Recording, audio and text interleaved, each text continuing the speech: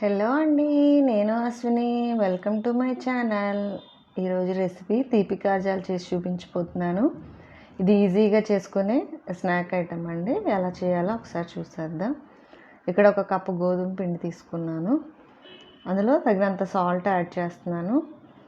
అలాగే 2 స్పూన్ల నూనెను యాడ్ చేశాను. ఈ సాల్ట్, ఆయిల్ ఇవన్నీ కలిసేలాగా పొడిపిండిలో బాగా కలుపుకోవాలండి. ఇలా పొడిపిండి కలుపుకున్న తర్వాత వాటర్ని యాడ్ చేస్తున్నాను. వాటర్ని కొంచెం కొంచెంగా వేసి కలుపుకుంటూ ఉండాలండి. సో ఇలా కొంచెం కొంచెంగా వేసి అంటే ఇప్పుడు ఇలా తడిపిండి ఉంటుంది కదా, తడిపిండి పొడిపిండి బాగా అలా పొడిపిండితో గట్టిగా కలిసేలాగా కలుపుకుంటూ ఉంటే గట్టిగా అనేది బ్యాటర్ రెడీ అవుతుందండి. సో అలా గట్టిగా కలిపేసుకుంటున్నాను.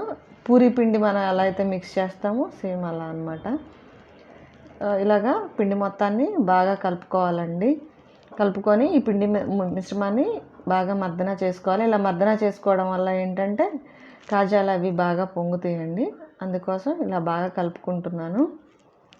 ఇలా కలుపుకోవడం వల్ల ఏంటంటే మనకి ఇంకా టైం ఏం అవసరం ఉండదండి, వెంటనే చేసేసుకోవచ్చు. వీటితో 4 చపాతీలు అయినాయి అనమాట. 4 బాల్స్ అయినాయి. సో 4 చపాతీలాగా ఒత్తుకున్నాను. ఇక్కడ ఏంటంటే చూపిస్తున్నా చూడండి, మామూలుగా మనం ఎలా అయితే చేసుకుంటామో రెగ్యులర్గా అలాగే అనమాట. సేమ్ ఇంకా పిండి మిశ్రమాన్ని తీసుకొని గోధుమ పిండితో అద్దుకుంటూ చపాతీలు రుద్దేస్తున్నాను అనమాట. ఇవేంటంటే గోధుమ పిండితో చేయొచ్చు, మైదా పిండితో చేయొచ్చు. గోధుమ పిండి, మైదా పిండి హాఫ్ తీసుకొనైనా చేయొచ్చు అండి. ఎలా చేసినా సరే టేస్ట్ అనేది బాగా వస్తుంది. ఇలాగా చపాతీ చేసుకోవాలండి. ఇదేంటంటే మనం రెగ్యులర్గా చపాతీ చేసినప్పుడు సైజు ఎలా అయితే ఉంటుందో ఆ థిక్నెస్ సరిపోతుంది. ఒకసారి చూడండి, ఇక్కడ చూపిస్తాను. ఇలా చపాతీ చేసిన తర్వాత ఈ సైజ్ అయితే సరిపోతుంది అనమాట. అలా చేసేసుకొని వాటిని కట్ చేసుకోవాలండి. ఇలా ఫస్ట్ నిలువుగా కట్ చేసుకోవాలి. ఆ తర్వాత అడ్డంగా కట్ చేసేసుకొని వీటిని సపరేట్ చేసేసి ఒక ప్లేట్లోకి తీసుకోవాలన్నమాట. ఇవి ఏంటంటే టైం గ్యాప్ అనేది ఉండకూడదండి. మనం ఇవి చేసిన వెంటనే చేయాలి అనుకున్నప్పుడు ఏంటంటే ఇవి చేస్తూ ఉండగానే ఆయిల్ పెట్టేసుకుంటే వెంటనే ఇందులో నుంచి తీసిన వెంటనే అందులో వేసేస్తే ఏంటంటే బాగా షేప్ అనేది పోకుండా నీట్గా వస్తాయి అన్నమాట. సో టైం గ్యాప్ లేకుండా చేసుకుంటే బాగుంటుంది. ఇలా అన్నీ ఒక్కొక్కటి తీసి వేసేసుకోవాలండి.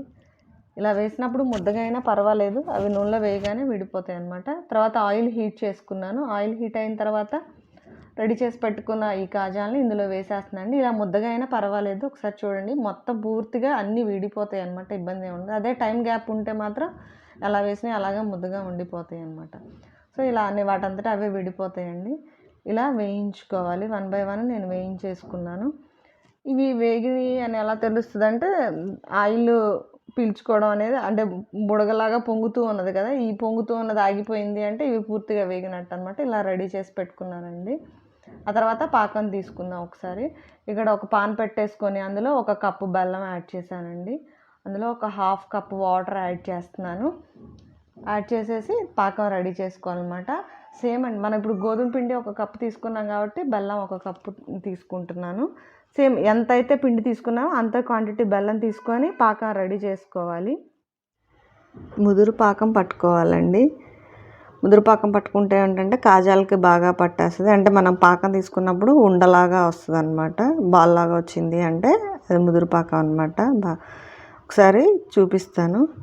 ఇలా బౌల్లోకి తీసుకున్న తర్వాత పాకం అంతా మనం ఇలా వేలితో దగ్గరగా అన్నప్పుడు ఇలా పాకం అంతా దగ్గరకు వచ్చి ముద్దలాగా అవుతుందండి. ఆ పాకం అయితే కాజాలకి బాగా సరిపోతుంది. సో ఇది ఇలా దగ్గరకు వచ్చేసి ఉండలాగా అయిందనమాట. ఇలా వెడల్పాటి గిన్నెలో తీసుకొని వేసుకోవడం వల్ల ఏంటంటే పాకం ఈవెన్గా పట్టేస్తుందండి. ఇలా వేసేసి కలుపుకోవడం. ఎంతో టేస్టీగా ఉండే కాజాలు రెడీ అండి. నా ఛానల్ చూస్తున్న వాళ్ళు సబ్స్క్రైబ్ చేయండి, లైక్ చేయండి, షేర్ చేయండి. Thank you so much.